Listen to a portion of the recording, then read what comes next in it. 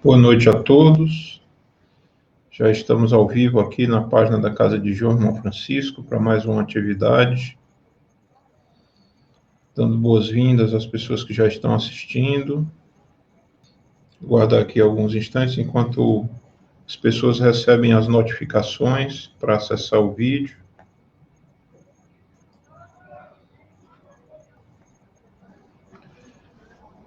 Boa noite, Edneide. Boa noite, Zuleide. Boa noite, Vitória.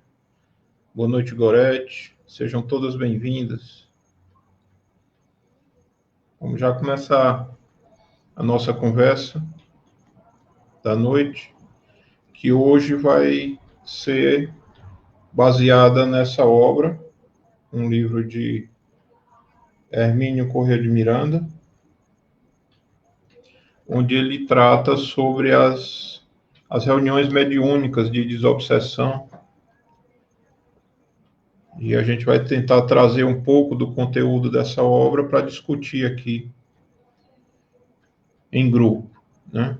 Então, eu já convido vocês a participarem ativamente, né? Deixando seus comentários, aqueles que tiverem alguma experiência com relação a esse tipo de reunião, coloquem as suas observações,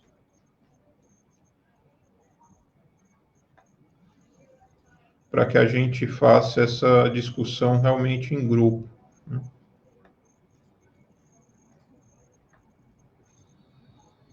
Então, antes da gente começar, eu convido a todos para que a gente se una numa prece, elevando o nosso pensamento a Jesus, nosso irmão maior, nosso mestre, nosso guia e modelo. Inicialmente agradecendo a Ele por mais essa oportunidade de estarmos aqui reunidos. Agradecer aos bons espíritos que coordenam essa atividade no plano espiritual. Agradecer aos nossos mentores, nossos anjos da guarda, espíritos amigos que nos acompanham, nos ajudam, nos orientam. Que possamos extrair dessas conversas ensinamentos importantes para aplicação na nossa vida, no nosso cotidiano.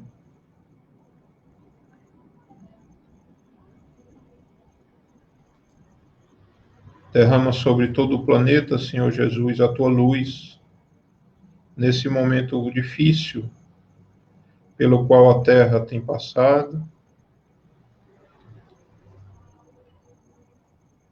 Acalma o sofrimento e a dor dos irmãos que sofrem dessa doença que tem nos assolado. Dai-nos a cura, Senhor. E permanece conosco, hoje e sempre. Que assim seja.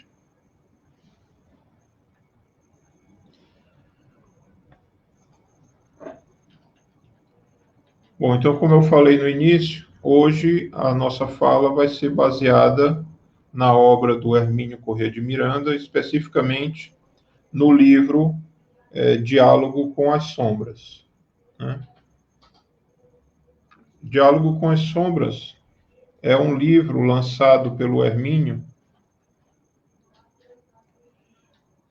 para relatar um pouco a experiência dele na condução dessas reuniões mediúnicas para socorro, né, de espíritos sofredores, né? E em torno dessa experiência do Hermínio, ele construiu essa obra muito rica, né, que vem sendo amplamente utilizada no meio espírita, né, como sendo uma obra fundamental para aqueles que se dispõem a esse trabalho, né, essa atuação junto aos nossos irmãos desencarnados, né. Desejar aqui boa noite para Sandra, que está chegando, diretamente de Campina Grande. Seja bem-vinda, Sandra. E Hermínio começa dessa obra, tratando um pouco sobre a questão da desobsessão, né, que era o objeto principal de atuação das reuniões que ele promovia com o grupo que ele conduzia, que era um grupo pequeno, um grupo restrito, que se reunia na própria residência do Hermínio, né? E aí ele vai relatar um pouco sobre o que é a obsessão, né, e como é que esse processo se realiza, né? A obsessão, a gente costuma dizer que é a ação de um espírito sobre outro, né? Uma ação que ela pode ser tanto voluntária, né, pela vontade do espírito, algumas vezes involuntária, mas firmada num processo de atração, de vibração, né, que faz com que haja essa ligação. E esse processo, ele se dá tanto entre desencarnado e encarnado, como desencarnado e desencarnado, e muitas vezes a gente consegue até caracterizar algum tipo de obsessão entre pessoas encarnadas, né? Então, podemos abrir a concepção de obsessão como sendo a influência, normalmente negativa, né? Para esse nome ele é atribuído à influência quando ela se dá de forma negativa, a influência de um ser sobre o outro, né? Normalmente, quando a gente trata de obsessão, a gente está falando do caso talvez mais patente, que é a ação de um espírito desencarnado sobre alguém que se encontra encarnado, né? E esse processo obsessivo, ele se dá por diversos fatores, né? Seja por questões de vingança, por conta de ações ocorridas nessa ou encarnações anteriores, que nós já passamos, né? Seja por questões sentimentais, né? Sentimentos mal resolvidos entre essas pessoas e fazem com que elas continuem nesse processo meio degenerativo, né? De atuação um sobre o outro, né? E muitas vezes por questões de interesse, de poder ou alguma coisa que isso permanece no plano espiritual, né? Todas aquelas queixas que a gente costuma ver entre encarnados que não se dão bem, que não se relacionam de forma adequada, isso não é diferente quando um desses irmãos se encontra no plano espiritual, né? A gente costuma brincar dizendo que não é porque a gente desencarna ou morre que a gente passa a ser um espírito puro ou alguém bonzinho que não comete mais os equívocos que cometia quando encarnado. Isso é talvez um grande equívoco de entendimento, né? E é o que Hermínio busca reforçar bastante no seu livro e em outras obras dele, em artigos que ele publicava na revista Consolador, né? Reformador, desculpa, revista Reformador, quando ele diz que obsessores são gente como a gente, né? Não são espíritos criados para serem devotados ao mal, eles são pessoas como nós, que por alguma questão ainda não muito bem resolvida, insistem em permanecer nessas vibrações mais negativas, né? Então, esse primeiro passo é muito importante para quem se dispõe a esse tipo de atividade espírita, né? Aquele que quer trabalhar numa reunião mediúnica, de atendimento, de desobsessão, ele precisa ter essa compreensão muito forte de que estaremos ali na reunião tratando com pessoas como nós, né? Não são pessoas piores do que nós, nem melhores, né? Estaremos tratando de pessoas como nós. Se estamos todos no planeta Terra nesse momento, é porque temos um padrão de vibração semelhante. Alguns podem estar um pouco mais esclarecidos do que outros em determinado momento, mas isso não nos tira dessa similaridade, né? Não nos tira dessa faixa dessa faixa evolutiva. Estamos todos numa determinada faixa evolutiva, né? Então, esse é o primeiro passo para quem se prontifica a essa atividade, é ter esse entendimento, tá? E, paralelo a isso, o entendimento de que somos espíritos e não somos esses corpos físicos que hoje ocupamos, né? Nem os que ocupamos no passado em outras encarnações. Nós somos espíritos e, como espíritos, vamos acumulando ao longo da nossa existência uma bagagem de conhecimento e de moral, né? É com essa bagagem de conhecimento e de moral que a gente vai atuando na sociedade em que a gente está inserido e atuando no planeta em que a gente vive, né? Feito esse entendimento do que a gente vai estar trabalhando, no que a gente estará trabalhando, Hermínio começa a apresentar algumas questões que devem ser consideradas quando você parte para a realização dessas atividades, dessas reuniões mediúnicas, principalmente essas de atendimento e desobsessão, né? Então, o primeiro ponto em que ele fixa no livro é a questão do grupo, né? A formação do grupo.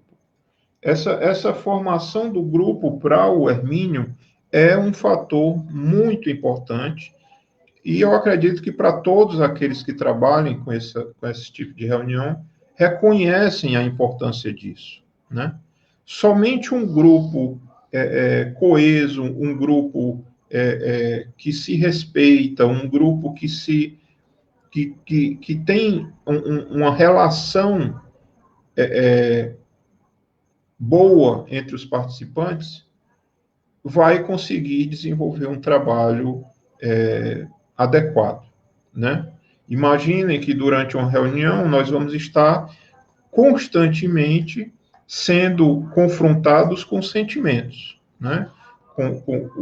E sabemos que pela questão da mediunidade e misturada com o animismo, nós estaremos também tratando com sentimentos que são nossos, não só dos espíritos.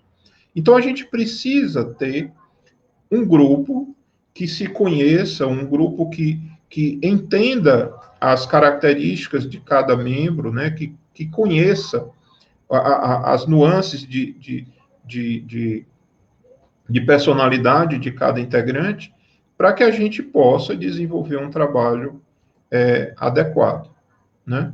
Então, Hermínio defende que esse grupo ele não deve ser um grupo grande, né? A gente sabe que o grupo que ele conduzia essa reunião na residência dele era um grupo de 4 a 6 participantes no máximo, né? Então, era um grupo pequeno, né? Em que o Hermínio participava como sendo o dialogador, né? Como muitos chamam, o doutrinador, e aí ele no livro vai ter um pouco sobre isso, né? E ele defende que esses grupos pequenos permitem essa integração melhor entre os membros e permitem também um comprometimento maior dessa equipe de trabalho, né? Então, o Hermínio, no livro, ele vai falar sobre, por exemplo, a questão da regularidade das reuniões, né? Que uma vez que você se coloca como participante de um grupo mediúnico, você está assumindo ali com aquele grupo um compromisso, né? É um compromisso que deve ser respeitado, né? E que deve ser honrado com a presença sistemática nos trabalhos, né? Claro que, eventualmente, haverão situações que impedirão a participação, né? Mas que isso sejam realmente exceções daquelas que fizemos tudo para que não acontecesse, mas infelizmente aconteceu, né? O Francisco está comentando que adora esse livro, é um dos meus favoritos, sem dúvida, Francisco. É um livro bastante interessante para quem quer participar tem interesse em participar desse tipo de reunião, e para quem quer conhecer também, né, mesmo que não participe, conhecer um pouco mais desses meandros dessa interação com o plano espiritual, né? É um livro que eu sempre que posso, ressalto a importância da leitura e recomendo, né? Junto com outras obras do Hermínio também, que eu sou verdadeiro fã, né? Hermínio vai falar também na questão do grupo dos papéis que as pessoas ocupam no grupo, né? E da importância desses papéis, né? Então, ele vai falar, por exemplo, do dirigente do grupo, ou líder do grupo, não necessariamente um dirigente. E ele diz que esse líder não necessariamente seja o dialogador, seja alguém que ocupe uma posição hierárquica no grupo, né? Mas é aquele que tem a capacidade de integração do grupo e tem uma ascensão, um respeito do grupo com relação à condução dos trabalhos, digamos assim, a administração dos trabalhos, né? Então, não é uma pessoa que vai decidir tudo, não é uma pessoa dona da verdade que vai dizer como o trabalho será realizado, se é assim ou de outra forma. Mas é uma pessoa que tem uma capacidade de agregar os componentes do grupo e de conduzir as discussões com relação ao trabalho de forma bem harmoniosa, né? Então, sempre haverá essa figura desse líder. Ele pode não estar institucionalizado, mas é importante que o grupo o reconheça e é importante que esse líder se reconheça nesse papel, assumindo determinadas responsabilidades com relação ao funcionamento do trabalho, né? Além disso, você vai ter no grupo os médiuns, que são aqueles pelos quais se promovem os fenômenos da comunicação. Aí você pode ter médiuns de psicografia, você pode ter médiuns de psicofonia, você pode ter médiuns de desdobramento, né? Você pode ter médiuns até de pintura, de desenho, né? A depender de como seja o trabalho da reunião, né?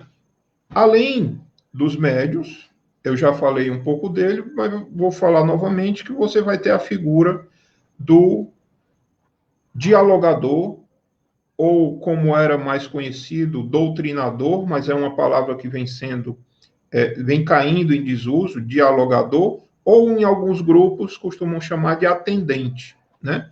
Que é aquele indivíduo que vai fazer esse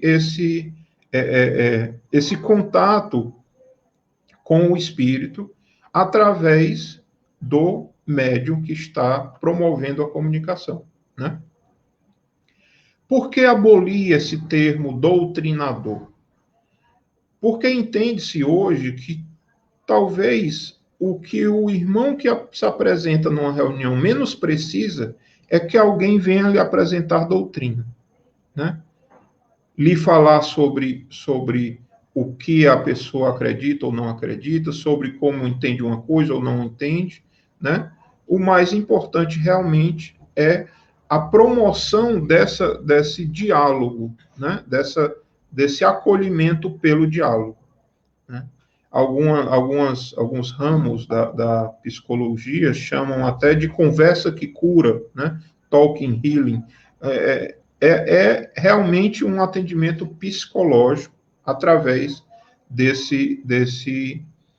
conversa com os espíritos. Então, a palavra dialogador tem ganhado mais espaço nessa aplicação, né? Mas sabemos que tem grupo, por exemplo, que chama de atendente, porque entende que ali está sendo feito um atendimento, né? Não necessariamente será desenvolvido um diálogo, né? Tentando dar um caráter um pouco mais amplo para a figura desse interlocutor, né? Mas sempre que se falar uma dessas palavras, subentende-se que é aquele componente da reunião, aquele ou aqueles, há reuniões em que há mais de um dialogador, né? A depender de como se organizam os trabalhos.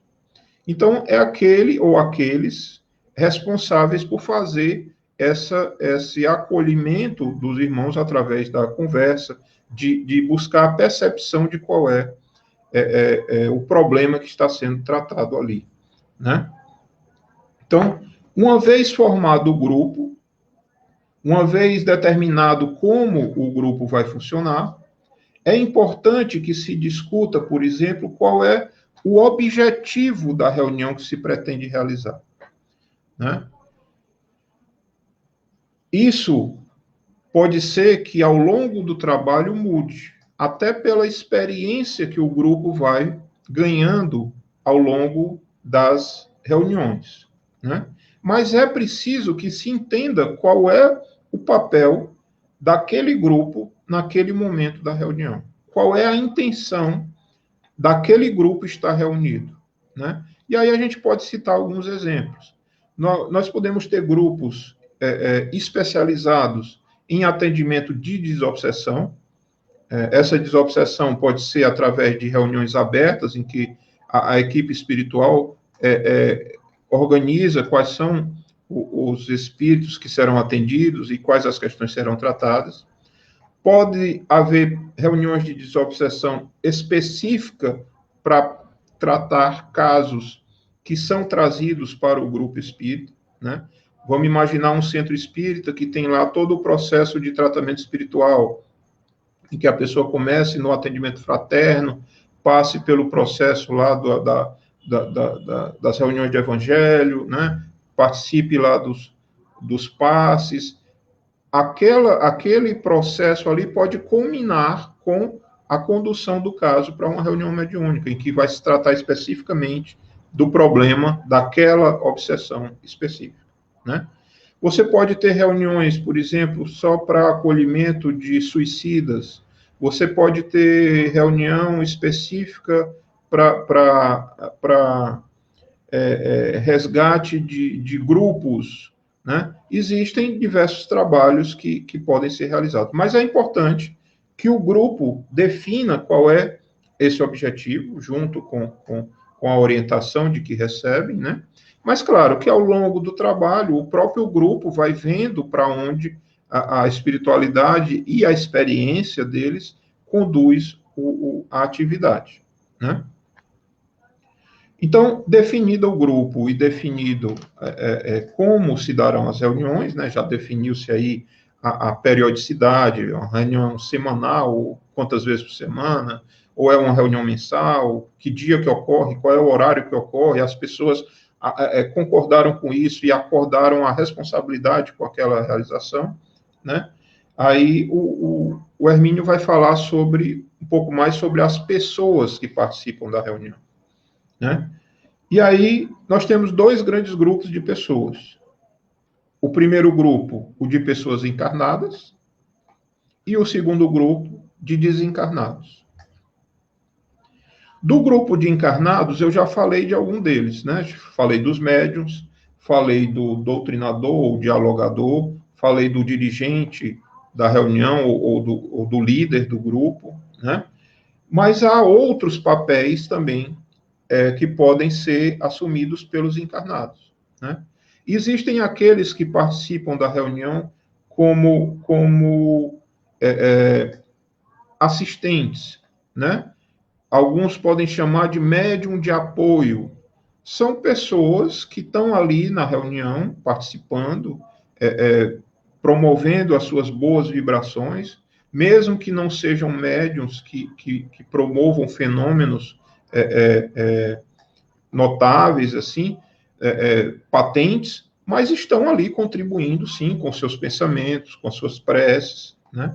E tem a sua importância na participação, e essa importância deve ser ressaltada, né? Além dessas pessoas, Eventualmente, o Hermínio diz que podem haver convidados na reunião, né? E aí o Hermínio é bastante rigoroso com essa participação de pessoas, vamos dizer, estranhas ao grupo, né? Eventualmente, o grupo pode sim convidar pessoas a participar da reunião, né? Até como um processo, muitas vezes, de intercâmbio de informações, né? De troca de experiências, né? Mas o Hermínio ele é bastante crítico com relação a essa abertura da reunião para a participação de pessoas alheias ao grupo, né? É uma preocupação que deve ser levada em conta, mas que cada grupo vai conduzir isso de forma mais adequada, né? Hermínio fala também um pouco sobre a participação do que seria o paciente na reunião, né? No caso da opinião do Hermínio e do grupo que ele participa, ele é contra essa participação, né? Ele diz que o paciente, né, o que ele chama de assistente, o que é assistido, né, na reunião, ele entende que não vai ter vantagem para ele na participação daquela discussão, né? E que a presença dele pode, inclusive, inibir a participação dos espíritos nas comunicações, ou, de alguma forma, perturbar essa participação, né? Então, ele defende que o assistido, ou o paciente, como queiram chamar, não participe das reuniões. No grupo que eu participo, isso já tem uma flexibilidade maior. O grupo que eu participo entende que quando o paciente, o assistido, tem já algum conhecimento sobre a doutrina espírita, ou já algum conhecimento sobre as questões espirituais, ele pode participar da reunião. E faz-se isso porque o grupo entende que ele conseguiria, com essa participação, perceber melhor o que é que está acontecendo com ele mesmo, né? Mas eu sou obrigado a concordar com o Hermínio quando ele diz que a presença do paciente na reunião pode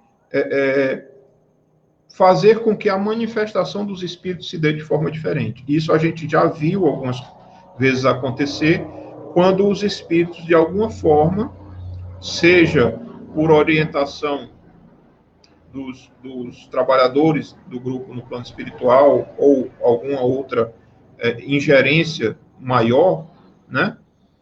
Eles são tolhidos na sua manifestação para não causar, junto a quem está assistindo à reunião, alguma perturbação mais séria, né? Então, quando o assistido não está na reunião, eu particularmente noto que as manifestações se dão de forma mais transparente, de forma mais livre, né?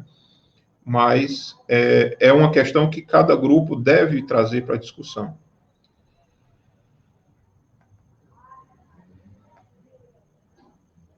Além desses papéis, com relação ao grupo de participantes encarnados, Hermínio traz uma discussão muito importante sobre a renovação do grupo. Se por um lado ele defende que o grupo seja um grupo coeso, um grupo pequeno, um grupo que não permita muito a participação de estranhos na reunião, mas ele reconhece o risco disso quanto à renovação dos grupos espíritas, né? A gente sabe que as pessoas envelhecem, as pessoas desencarnam, nós não somos eternos aqui na Terra, né? A nossa vida carnal, ela tem um tempo, e a gente sabe que esses grupos envelhecem junto com seus componentes, ao ponto de que, com o desencarne, é necessário que nós tenhamos a capacidade de absorver novos participantes. Então, Hermínio levanta essa discussão, né, muito importante para que seja levado em consideração quando se montam esses grupos de trabalho. E no caso dos centros espíritas, e aí isso pode ser melhor conduzido através das reuniões, por exemplo, de educação mediúnica, né? Você tem todo o processo de educação espírita, passando para a questão da mediunidade, culminando esse processo com, talvez, se a pessoa se adequar ao trabalho, convidando a pessoa à participação das reuniões mediúnicas, né?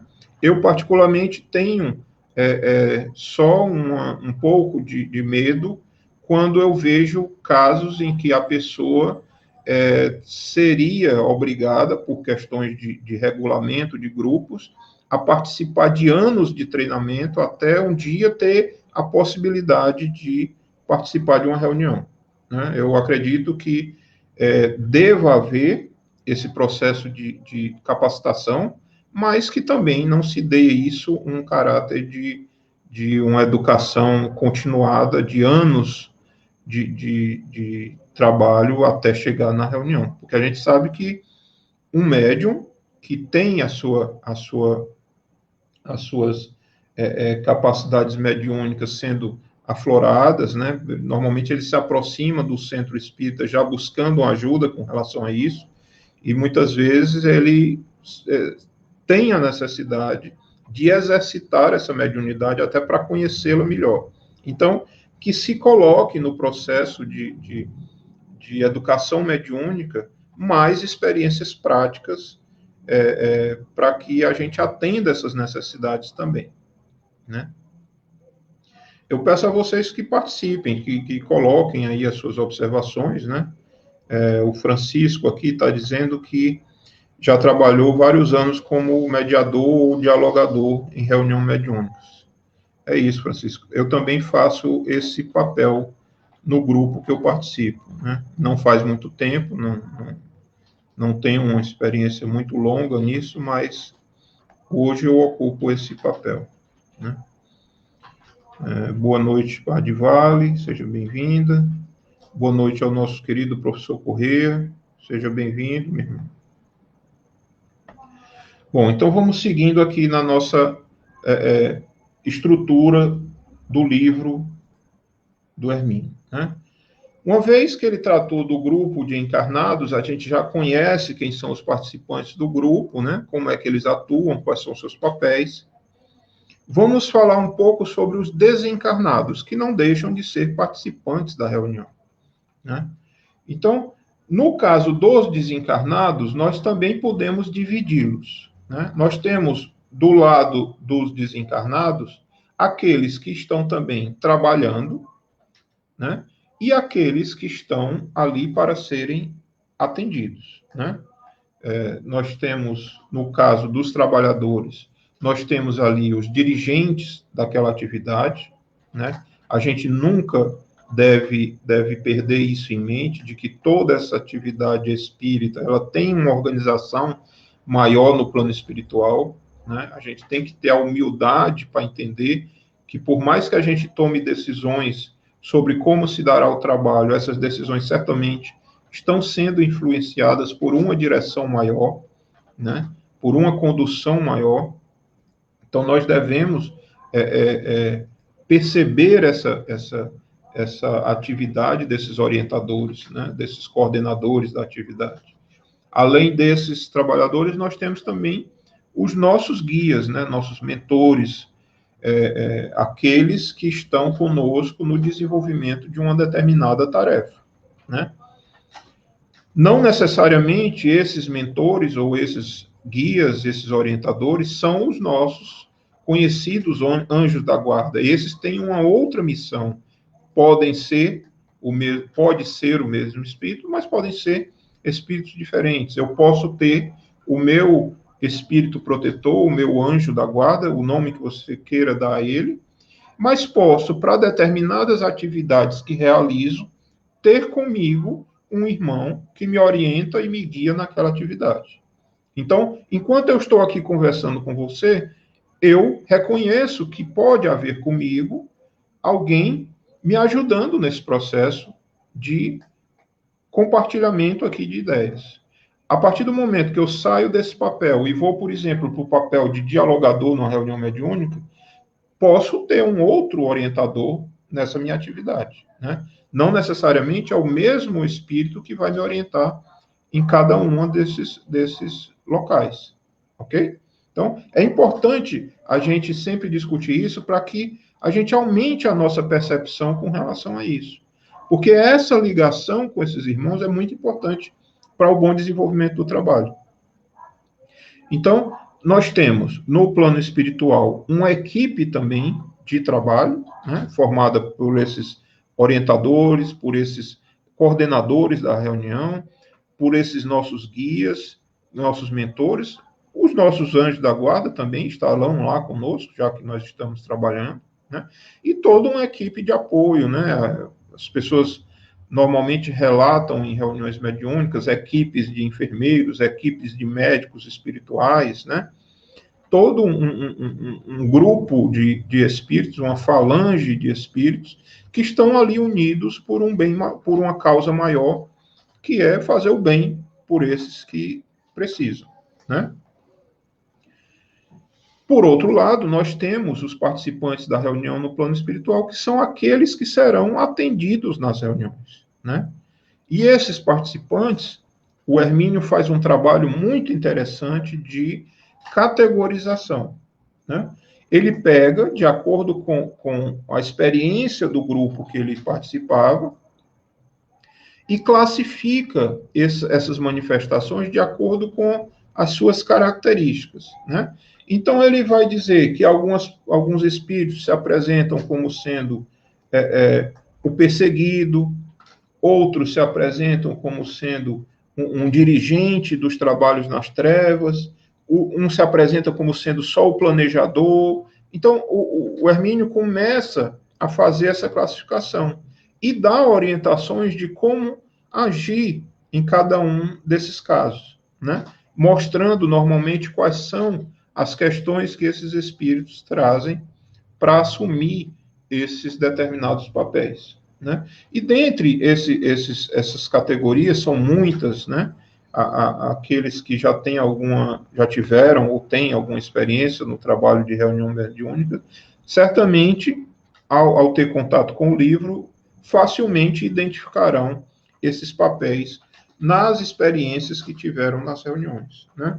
Então, por exemplo, em determinado momento, o Hermínio vai falar sobre o religioso.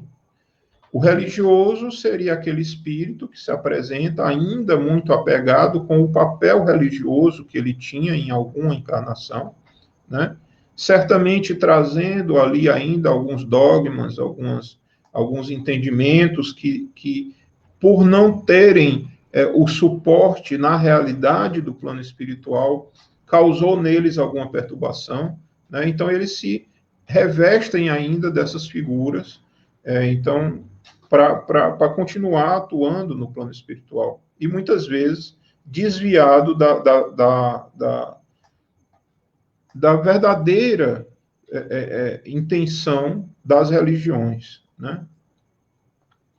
E aí, outras categorias, né? Eu vou ler só algumas delas aqui para o planejador, o jurista, o executor, o religioso, o materialista, o intelectual, o vingador, magos, feiticeiros, hipnotizadores. Então, a depender de como o espírito se manifesta, Hermínio começa a classificá-lo, né?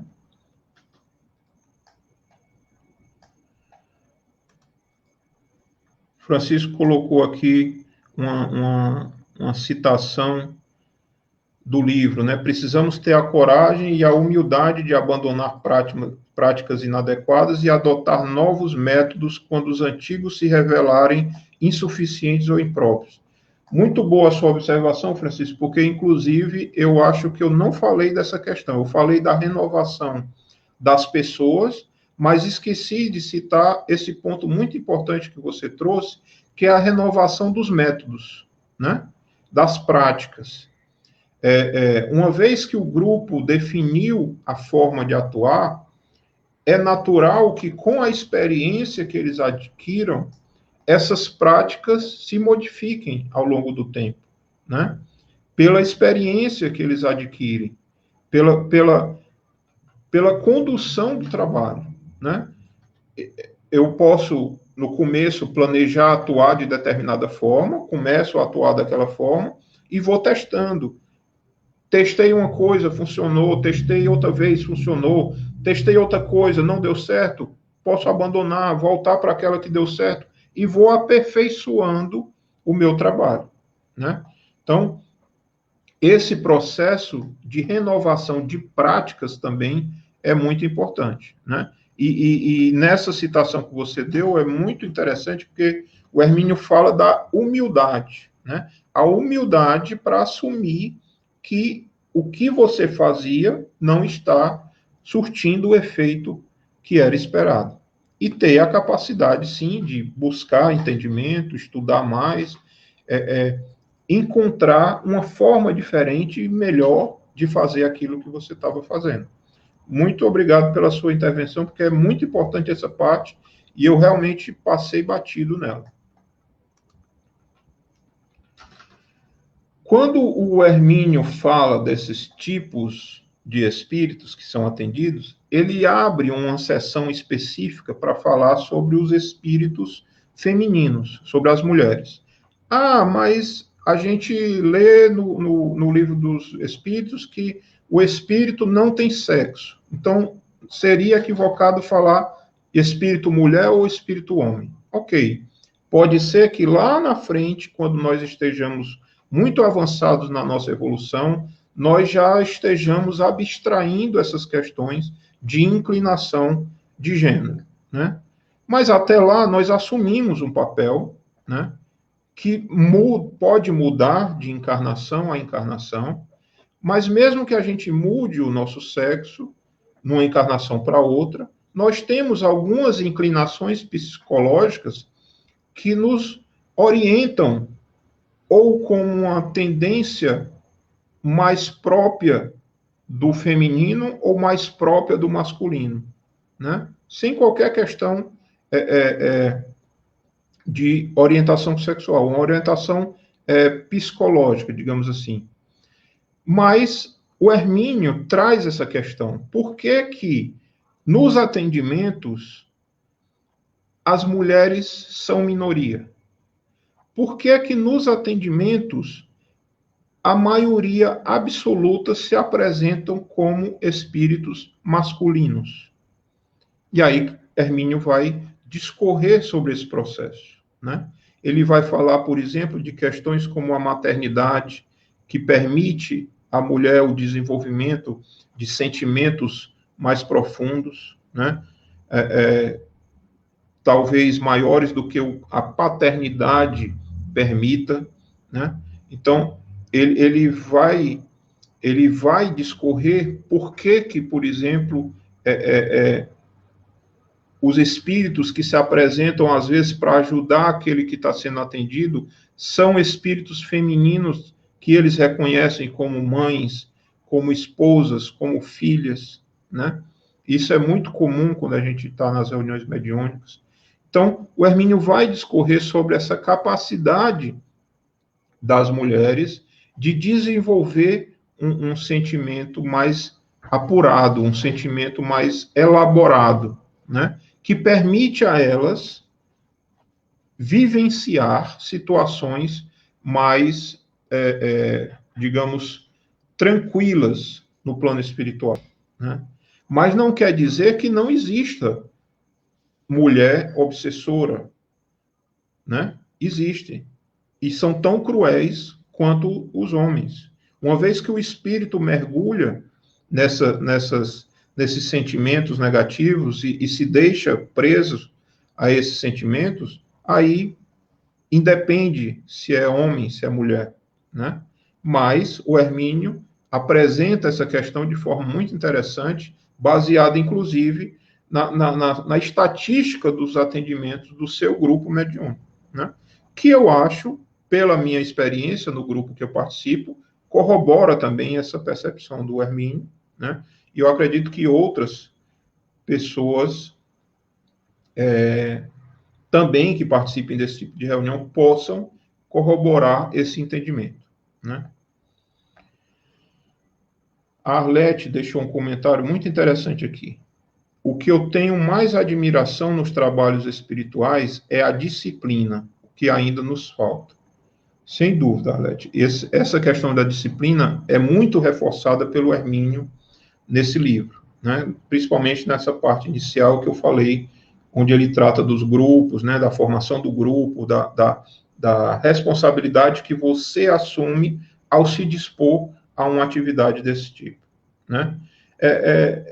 É uma disciplina, não só a disciplina que nos faz estar presente lá semanalmente no horário marcado para participar da reunião, mas uma disciplina maior, uma disciplina que nos faz entender que nós estamos ajudando esses espíritos a todo momento, e não só naquela 1 hora ou 2 horas de reunião, né? Uma disciplina que nos convida a agir de forma melhor no nosso dia a dia, porque a gente sabe que quando vai chegar lá na reunião, o espírito não vai se sentir encabulado de jogar na sua cara de que o que você está dizendo para ele não é o que você pratica, né?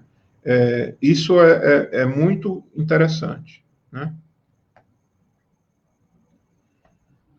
Exatamente, a importância da gente se transformar, da gente se conhecer, saber quais são as nossas questões também, para que a gente possa conversar abertamente com esses irmãos, né? Nós não estamos ali para querer parecer ser pessoas diferentes do que somos para eles. Nem estamos ali, muito menos, para querer doutriná-los no sentido de impor-lhes uma doutrina ou de esclarecer-lhes com relação à doutrina. O trazimento do irmão para a reunião mediúnica, a condução do irmão para a reunião mediúnica, não é para que ele se torne espírita, não.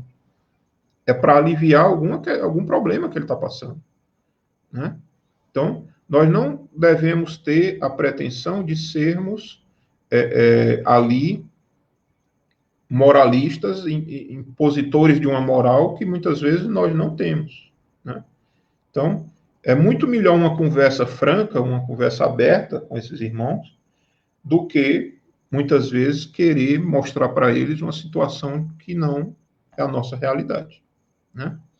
Muito interessante essa sua observação. Hermínio avança na discussão para que a gente perceba exatamente qual é o nosso campo de trabalho, né? O que é que a gente quer alcançar nesse contato com esses irmãos, né? Nesse diálogo.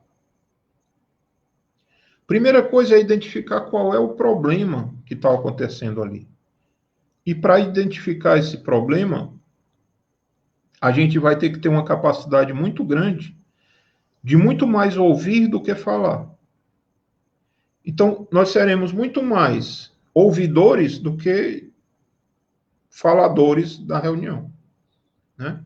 Nós vamos acolher aquele irmão ouvindo dele o que é a percepção dele sobre o problema. E vamos extrair dessa audição, né, dessa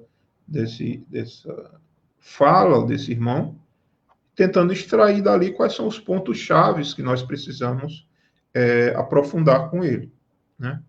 Daí a importância de nós termos a capacidade de ouvir, de nós exercitarmos a capacidade de ouvir. Não adianta o espírito chegar na reunião e logo no começo da manifestação, o doutrinador, o dialogador, querer logo dizer o que é que está acontecendo, né? Já tive, a gente usa muito isso como piada, né? Mas é uma coisa que a gente considera muito sério, que muitas vezes o espírito se apresenta sem nem saber que desencarnou, acreditando ainda estar vivendo uma vida encarnada, né? Então, se a gente não tem a capacidade de ouvir ele para perceber essas questões, a gente pode chegar para ele e dizer: meu irmão, você está morto. E ele vai se perturbar mais ainda. A gente nunca deve fazer isso. A gente deve ouvir, perceber, e com a conversa depois, tentar abrir a percepção dele para que ele se reconheça, para que ele identifique a verdadeira situação dele e se disfarça de toda aquela muitas vezes aquela fantasia que ele criou na mente, né? Talvez fantasia não seja a melhor palavra, né? Aquela realidade que ele construiu na mente, na qual ele ainda se encontra preso, né? Então, em que se baseia esse problema, né?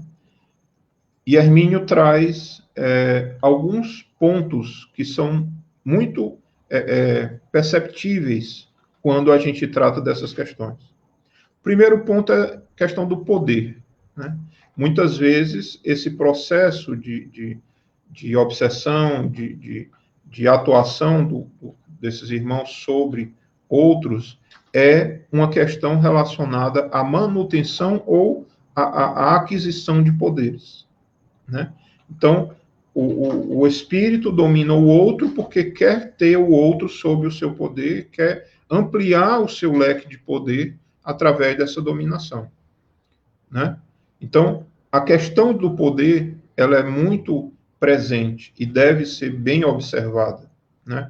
Por isso, muitas vezes, o espírito se apresenta como sendo o líder de uma falange, como sendo o dirigente de um grupo, como sendo o chefe de uma facção, né?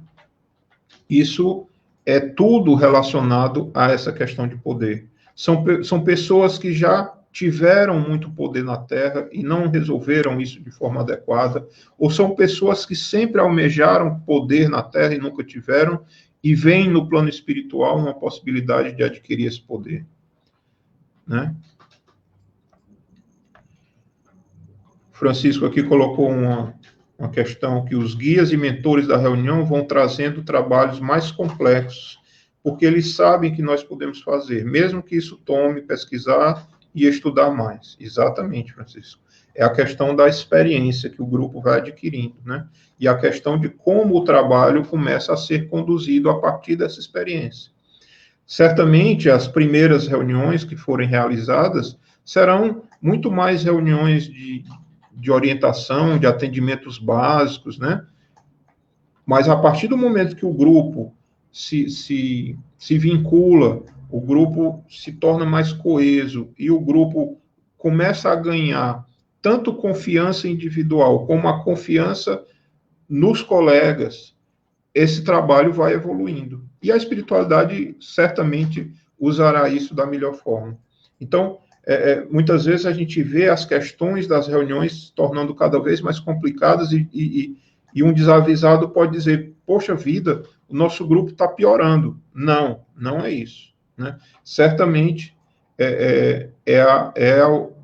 a organização espiritual usando a nossa capacidade da melhor forma possível. Outra questão bastante comum nesses atendimentos é a dualidade vaidade e orgulho, né? Que são, segundo Emmanuel, em alguns textos, são as algemas que nos prendem ainda à esfera terrestre, né? São os sentimentos negativos ainda, né? Os vícios que nos impedem a evolução. Então, o orgulho e a vaidade estarão muito frequentemente relacionados às questões que trataremos nas reuniões mediúnicas, né? Outras questões muito comuns são as questões de sentimentos, né? Questões de amores mal resolvidos, né? Que se transformam em ódio, questões de traições, né? Sejam elas afetivas ou outro tipo, né? E a gente reconhece que o ódio, nesses casos, muitas vezes, é o amor que não foi muito bem conduzido, né? Que com algum trabalho, com conversa, com esclarecimento, muitas vezes a gente consegue realinhar esse sentimento no sentido correto, né? Mas é importante, e Hermínio ressalta isso no livro, que por trás de tudo isso tem uma questão que é muito premente, né? Que é a fuga. Né? Uma vez no plano espiritual, a nossa consciência ela vai fazer o que a gente costuma chamar aqui erradamente de julgamento, né? Então, uma vez no plano espiritual, nós teremos a consciência do que fizemos de certo ou de errado, né? Mas o medo da responsabilidade de assumir essas questões, né? O medo de se colocar novamente para uma nova encarnação, para resgatar essas questões, né? Isso faz com que a gente adote processos de fuga. E é muito comum a gente ver espíritos que se apresentam nas reuniões relatarem que estão adiando o processo reencarnatório por séculos, né? Por quê? Porque esses veem que eles têm a plena consciência, eles muitas vezes apenas não admitem isso inicialmente, de que se reencarnarem, terão que passar por processos muito duros de resgate, né? Muitos deles constroem verdadeiras armaduras espirituais para evitar esse processo.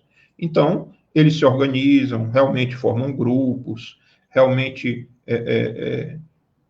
criam hierarquias, justamente para adiar o máximo possível esse processo. A grande questão deles é evitar o retorno numa reencarnação. Porque sabem, porque a consciência os mostra que não será uma realidade fácil. Então, o processo de fuga se apresenta muitas vezes nesses ritos obsessivos, né? nessas organizações de trevas, de sombras, como o termo que o Hermínio usa no livro, né? A questão das sombras. Então, esse campo de trabalho será o que deve ser percebido pelo grupo no atendimento dos espíritos, né? Então, para fazer esse atendimento, né, só finalizando, existem técnicas, né, e o livro discorre sobre muitas dessas técnicas, orientando como fazer, orientando quais são as ferramentas adequadas para cada ocasião, né? Então, você tem aí, por exemplo, a questão das orações, dos passes, né? A questão da indução de memórias passadas, né? As regressões, né? Que podem ser utilizadas durante o atendimento, né? A questão da apresentação de perspectivas para esses irmãos, né, que muitos deles não conseguem observar essas perspectivas, né? Então, todo esse arcabouço de ferramentas o Hermínio apresenta no livro para que a gente possa, de posse desse material, agir de forma mais adequada nas reuniões, né? Mas o Hermínio fecha o livro, talvez, com o ensinamento mais importante na última frase que ele coloca no livro, né? E aí eu vou ler para vocês.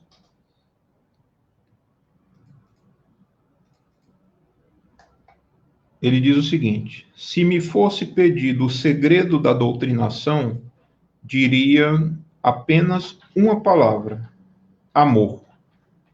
Então, ele mostra para a gente que a atitude que devemos ter nesse trabalho é uma atitude de amor, uma atitude de acolhimento, de não julgamento, uma atitude de realmente de quem está tratando com quem você gosta, você fazendo com o outro o que você queria que fizessem com você, seguindo o ensinamento de Jesus, né? Então,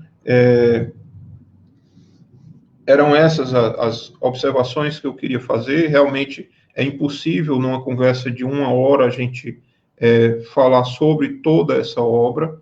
Então, eu encerro mais uma vez recomendando a quem ainda não leu que leia esse material, né? Aqueles que não conhecem a obra do Hermínio, pesquisem sobre a obra dele. São livros fantásticos, que muitos deles se tornaram referência, né, no processo de educação espírita, né? Esse, por exemplo, é um livro praticamente obrigatório nos estudos relacionados à mediunidade e reuniões mediúnicas, né? Principalmente para aqueles que se dispõem a fazer esse papel de diálogo com os espíritos, né? Então, com isso, eu encerro a nossa participação hoje, né? Se alguém tiver ainda algum comentário, pode deixar aí no nosso chat, né? Que a gente pode ainda fazer alguma observação. Agradeço demais a presença de vocês aqui, a participação de vocês, e a gente encerra também convidando vocês a fazer conosco uma oração de encerramento, né? Então, que elevemos nosso pensamento a Jesus, agradecendo a Ele por mais essa noite, por mais essa atividade, agradecendo a Ele pela presença na Terra desses espíritos iluminados que nos deixam essas obras maravilhosas, esses ensinamentos importantes. Agradecendo aos bons espíritos que nos ajudam,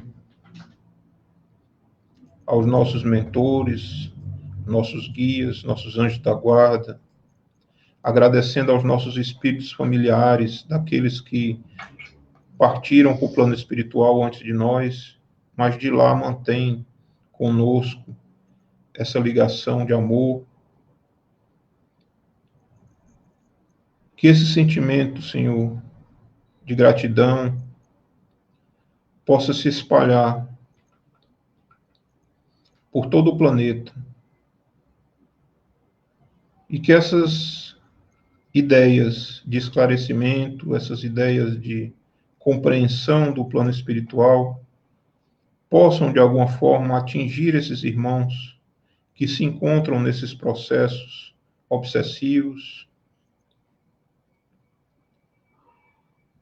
que eles percebam que, mesmo que a realidade em que se encontram possa parecer a mais trevosa possível, junto a eles há irmãos de luz, só aguardando serem percebidos através de uma vibração de amor para realizar o processo de ajuda. Derrama, Senhor, a tua luz sobre todo o nosso planeta, fortalecendo na humanidade a tua fé, fortalecendo a esperança e a coragem para enfrentar os desafios. Permanece conosco, Senhor Jesus, hoje e sempre, que assim seja.